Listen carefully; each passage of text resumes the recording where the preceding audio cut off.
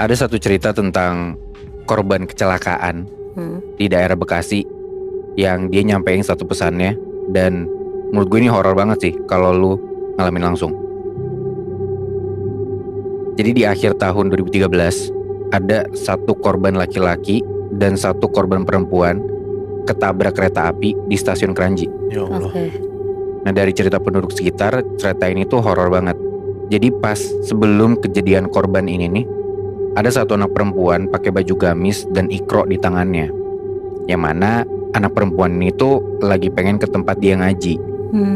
Setelah maghrib dia pergi, terus tempat dia ngaji ini itu deket banget sama rel kereta.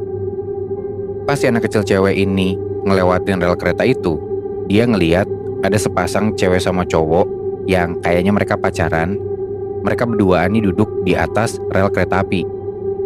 Nah, si anak cewek ini lewat sambil bilang permisi ke pasangan itu. Udah lewat rel nih, dia sampai ke tempat ngajinya, yang karena deket banget itu kan. Dia ngomong ke guru ngajinya ini, "Bu, tadi ada orang yang duduk di rel tuh." "Berapa orang, Neng?" "Berdua, Bu." "Ya udah nanti Bu kesana deh buat bilangin jangan duduk di atas rel. Kamu lanjut ngaji ya." Udah tuh, ibu ini keluar. Terus si ibu ini ngedeketin dua orang yang duduk di atas rel itu. Si ibu ini bilang, "Mas, duduknya jangan di rel ya, nanti takut ada kereta." Si cowoknya jawab, "Iya Bu, makasih. Nanti kalau ada kereta kita pergi." "Ya udah Mas, kalau gitu. Iya Bu, makasih ya, udah ngingetin." Udah tuh, ibu gurunya ini balik lagi ke tempat pengajian untuk lanjut ngajar.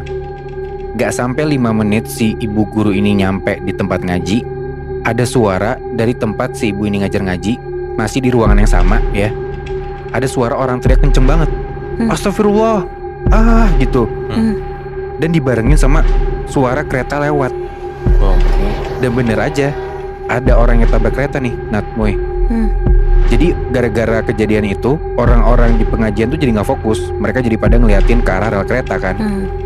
Dan pada teriak-teriak histeris, ternyata ada salah satu bagian kepala korban itu tuh kepental sampai masuk ke dalam tempat pengajian itu.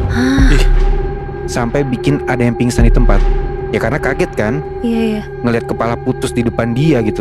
Ya anjir. Setelah beberapa waktu kemudian, pihak RT sama RW setempat itu buru-buru buat ngabarin ke polisian buat ditelusurin nih korbannya dari mana gitu kan. Karena warga di situ juga gak tahu mereka ini siapa, dan KTP mereka juga gak ditemuin deket situ. Polisi nyampe, ada beberapa warga setempat diminta keterangan lah sebagai saksi mata gitu. Udah tuh, ternyata di situ banyak organ tubuh yang udah gak karuan banget Natmoy. Jadi organ tubuh tuh berceceran, tapi pun bentuknya ada yang udah gak jelas gitu loh. Kebayang gak sih giginya semana? Iya. Bahkan darah tuh katanya berceceran di mana-mana Natmoy. Nah tapi nih, ada pihak warga yang nemuin organ-organ yang kepental jauh dari TKP itu. Udah nih, udah dikumpulin semua organ-organnya, dibawa tuh organ-organ tubuh itu, si korbannya ini sama kepolisian buat diotopsi di rumah sakit. Walaupun ya masih ada beberapa juga organ tubuh yang gak ketemu di mana tempatnya. Ini mungkin saking parahnya kecelakaannya kali ya. Iya. Jadi udah dikoordinasiin tuh, kalau misalkan besok ketemu nih sisa organnya, pihak kepolisian minta tolong sama warga RT RW ya kabarin aja ke kepolisian gitu. TKP yang tadinya rame banget setelah kecelakaan itu, singkat cerita di sekitar jam 11:30 malam udah sepi nih. Sisa anak-anak muda aja nongkrong di sekitaran rel. Di tongkrongan itu ada yang nyeletuk nih cowok. "Bau amis ya bro?" "Iya nih bau amis." "Kok bisa ya? Padahal kita jauh loh dari tempat tabrakan tadi." Tapi emang tempatnya tuh emang jauh tempat nongkrong sama kecelakaannya. Gue nggak tahu sebenarnya persisnya Moy, cuman kayaknya masih sekitaran gitulah, masih satu wilayah gitu ya. Terus lanjut lagi nih ngomong si satu cowok, "Lu tadi ngeliat korbannya nggak?" "Iya gue ngeliat tuh, yang cewek palanya hancur, otaknya aja kelihatan banget, sampai muntah-muntah gue ngeliatnya." Terus temen yang lain juga ngomong, "Gue nemuin jari anjrit." Nah terus salah satu dari tongkrongan ini tuh ngomong, "Ini bau amisnya makin parah ya." "Iya juga nih ngomong-ngomong." Terus ada satu cowok di antara tongkrongan itu ngomong, "Yah gue nginjek apaan nih?" Terus temennya bilang, "Idih itu otak." Mampus. Jadi kayak ada bagian otak yang keinjek sama dia di sendalnya. Wow. Nah karena mungkin udah gak tahan kali ya, mereka cabut lah tuh dari tongkrongan itu.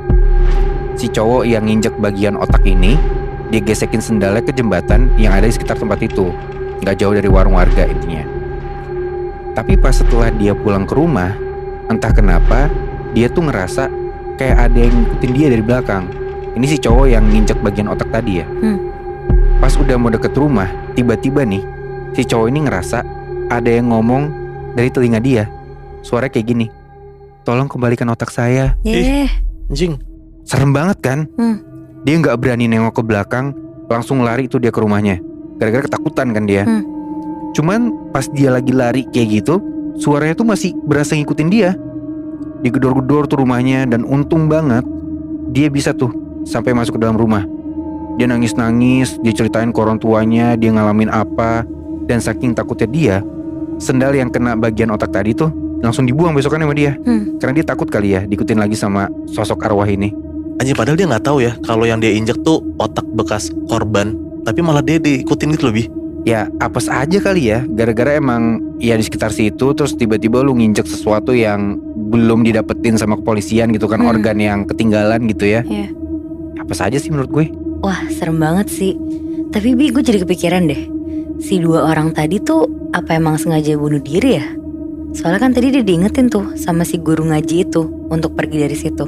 Bisa jadi emang bunuh diri sih, karena harusnya kalau misalkan udah diingetin kayak gitu, ya mereka cabut kan dari sana. Ya dengan faktanya mereka jadi korban, ada kemungkinan mereka bunuh diri sih di situ.